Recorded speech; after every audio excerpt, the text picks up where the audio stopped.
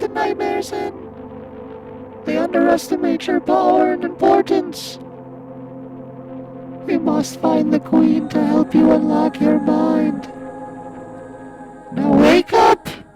Mario. Wake up, Mario. We've been waiting for you. What happened? We're here to help you. We are known as the Aes Sídhe. If you're here to help me, then tell me what's going on. You told me to find the Queen. Where is the Queen? What's with the secrecy? It was needed, Mario. The Queen must be protected. And you're now needed for an important quest. But do not worry. More questions will be answered soon. You must forgive our methods. But time is of the essence. Okay. So then where can I find the Queen? Are you serious?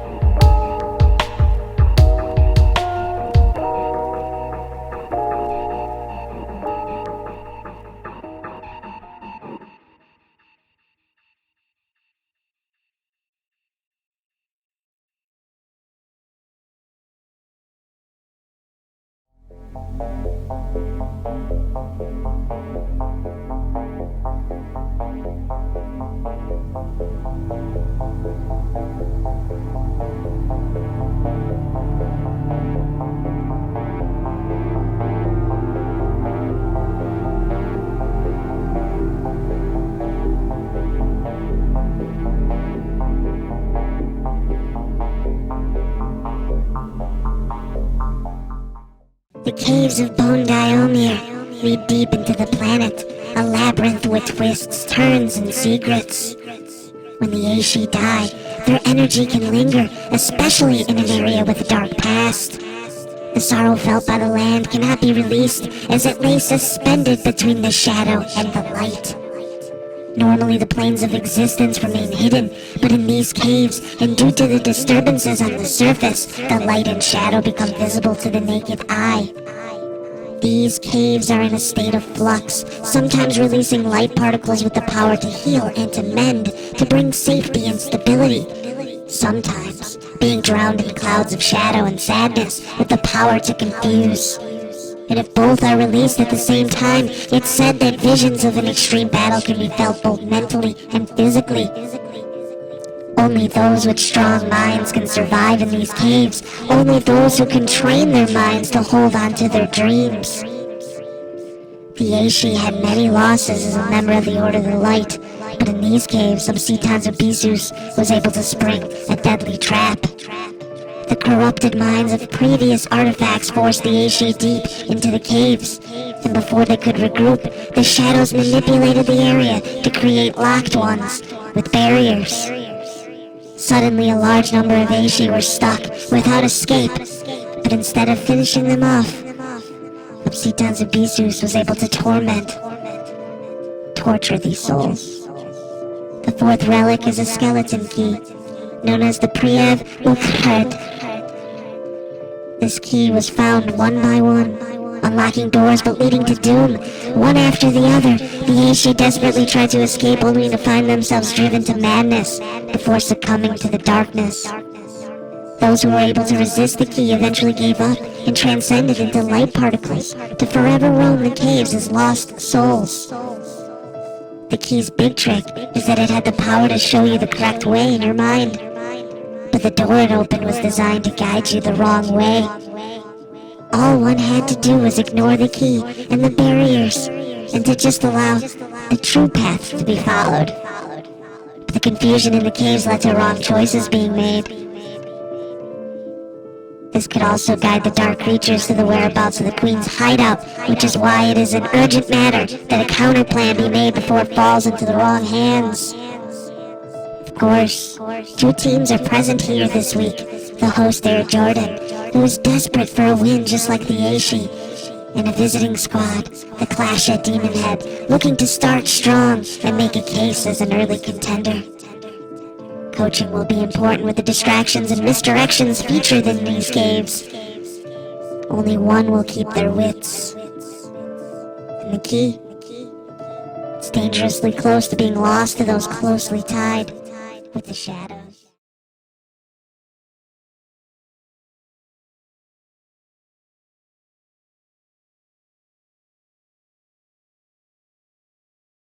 Every choice we make creates a consequence. The action has an effect, which in turn creates a multitude of branching possibilities. But the part of the choice that was denied leaves a huge question. What if? What would have happened if you decided to go the other way? Would the future change? Could be as simple as turning left or right, or as complicated as which numbers to choose in a random sequence. Did you ever regret the food you picked on a menu, wishing you went with your second or third choice? Did you ever wish you shared your true feelings with someone before your friendship faded away? What about your parents? Think about what would have happened had they made different choices. You may not even exist. Of course, you do have theories for the multiverse, where decisions like this can create dimensions. In your physics, there's a string theory, but even that has two opposing viewpoints. One states there can be endless dimensions, and the other states there's a limited number. But one important aspect isn't taken into account. If one dimension and the choices within it can create other ones, then all dimensions would have the same possibilities. This means the limitations themselves are only bound to the one world, but when combined it gives the illusion of endless worlds. Of course, these worlds can be created and destroyed as well, and this is where we stand now, in an endless chain of events that began during the first days of the war between light and shadow. The first universe had two opposites, of Cetons and Theseus and the Elders. The war between them to control the universe and mold it into their own visions created choices. And this is how yours and our universes were even created. Both believe that this needed to be controlled, but the way to do so differs. The Elders call the first universe the bubble. This is because it is delicate, and too much stress from the outside could cause it to burst. Obsitons Ubisus called it the Master Universe. To them, controlling the one universe would give the power to destroy everything else, and create it once more in their vision. Chaos that left only darkness. The others realized that with Obsitons Ubisus, balance could never survive, and this would lead to the end of everything. Without light, the world would be cold and desolate, the dream of shadows. Before an order of light to exist, the other dimensions needed to have worthy beings to uphold the laws and to properly fight chaos. 9 other races were created to lead under the Elders. The Dream Priests in your world and the Aes in ours were 2 of those other races. But the hierarchy matters. While the Dream Priests were important, they were lower on the pyramid. The reason? Humans. Your universe has been at the center of thousands of other dimensions. Humans continually change their minds and go against their feelings. They choose for love, for greed, for pleasure, for pain, for the good of others, and for the good of the one. The dream priests were taught to preserve the life, especially on Earth, because it actually helped to balance everything, the good and the bad together. Unseelie and Beasts knew this and came to your world in a future that doesn't even exist anymore. The elders used a group of humans to change the outcome, saving two worlds. The dark future will become a new dimension, and while you will return to Earth with Unseelie and Beasts trapped in it, knowing your universe would be doomed, but preserving the others. The elders' plan didn't work. The dark secret of the dream priests having one of its own split into two beings, and for that member to be part elder, it was enough to help the shadows open a new rift. We are the Aes Sídhe, and our universe is known as the Gateway. Its power lies in controlling the cracks and openings to other worlds and limiting their scope.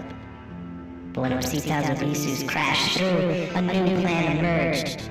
Control the gateway, widen the rifts, make all worlds unstable, and the implosion would lead to the destruction of the Order of Light and allow the shadows to rule their master universe.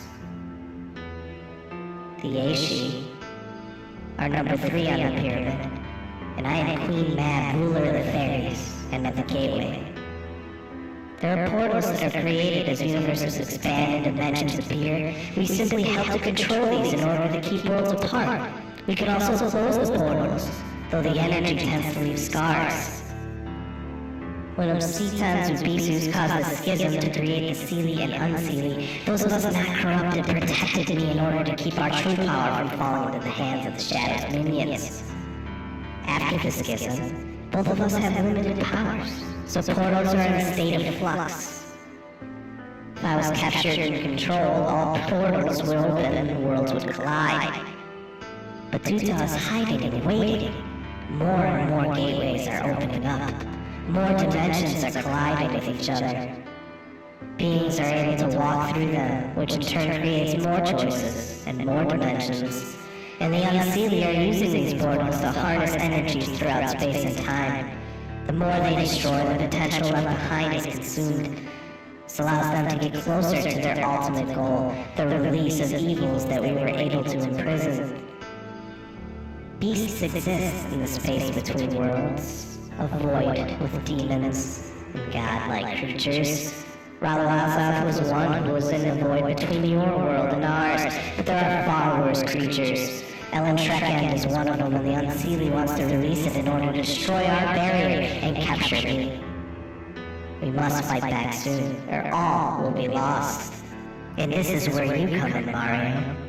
Your mother was an elder who realized they were so caught up in the war that they were going against their own teachings. The elders were using tactics of the shadows, using others for their own gain. Your mother would leave the Order of Light and fell in love with the Dream Priest who knew something was wrong. They were exiled and left you behind to the Dream Priests. But no one knew you really had elder blood. No one knew that was even possible. Your true powers must now be unlocked in order to free us and reverse the schism. You must open your mind and allow me to unlock your potential. Your human friends are also tied to this war. Fitting, seeing that the choices they make affect far more than they can even imagine. But only you can guide them. Only you can help them break free from the dreams. Only you can prepare them for the battles to come.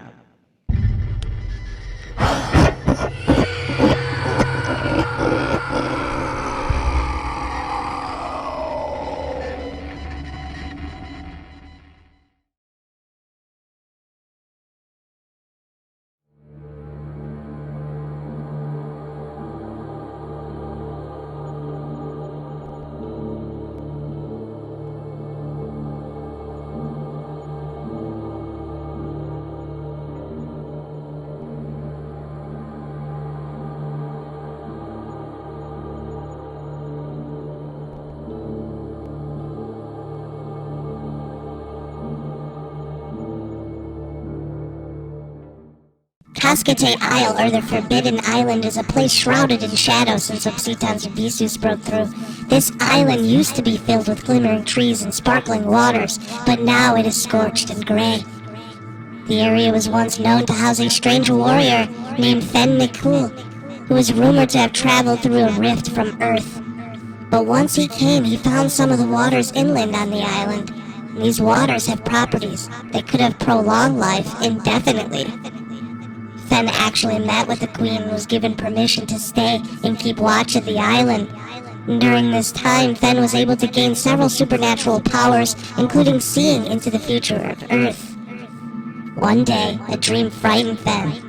In it, a shadowy figure circled the Earth, taking souls and rewriting history, and everything was shrouded in fire and destruction. Suddenly, portals began springing up on the island after Obsidian's Abyssus arrived, and Fen left to try and save his people on Earth. No one knows if he ever made it, though, or if he is still traveling through dimensions until he finally does. The Queen was able to see the dreams of Fen before he disappeared, and the island was forbidden for others to go to. But the Aes Sídhe were tricked by Obsidian's Abyssus, making it seem like Fen had returned and left a trail. And this was the first plan to cause a schism, and where an artifact known as the Standard of Fen McCool came into play. The standard was a stone carving filled with what looked like a warrior's words, but those words had a hidden code that when read opened someone's mind to be filled with anything. These were the first minds to be corrupted and the ones who spread the shadow and the darkness across our world. Like all the other artifacts, this standard is powerful because it also embodies another attribute: sight. Whoever has this tablet, besides being easily possessed, you can also see visions of the future. Shadows can play tricks on your mind, though, and the visions tend to be versions of the future based on the choices of Obsidian's Abyssus, not of Fen McCool. Even if you weren't possessed, it could drive you mad as you lost yourself in dreams of darkness. The Aes Sídhe were able to claim this standard and seal it under the noses of the dark forces somewhere on the isle. But the distraction of having two powerhouse squads looking to gain back the momentum of previous campaigns could be enough to allow the seal to weaken. The Gashkia Slews take on the Elite Mother Tuckers in a rematch of last year's championship, where the Elite Mother Tuckers won the right to be the chosen one to help vanquish Raluaza. Of course, this is also the reason why they're here to begin with, still pawns in the games of Obsidian's Abyssus. And this fake standard of Fen McCool could be the fifth artifact to fall into the hands of the evil ones who look to capture our queen.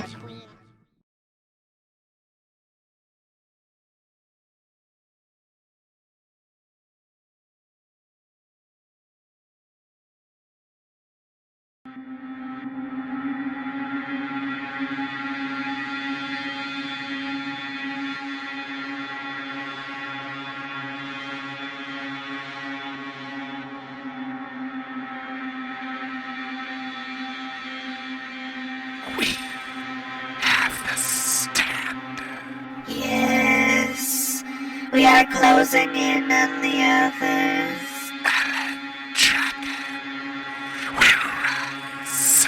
Let's connect. Obsidian's Abyssus will approve. We shall be at the center of chaos, and Ellen Trekend is the first step to ultimate victory. All worlds shall fall, the shadows will reign, and the green ball will be used to reach our goal. All hail the chaos! All hail the awakening! All hail Obsidian's Abyssus!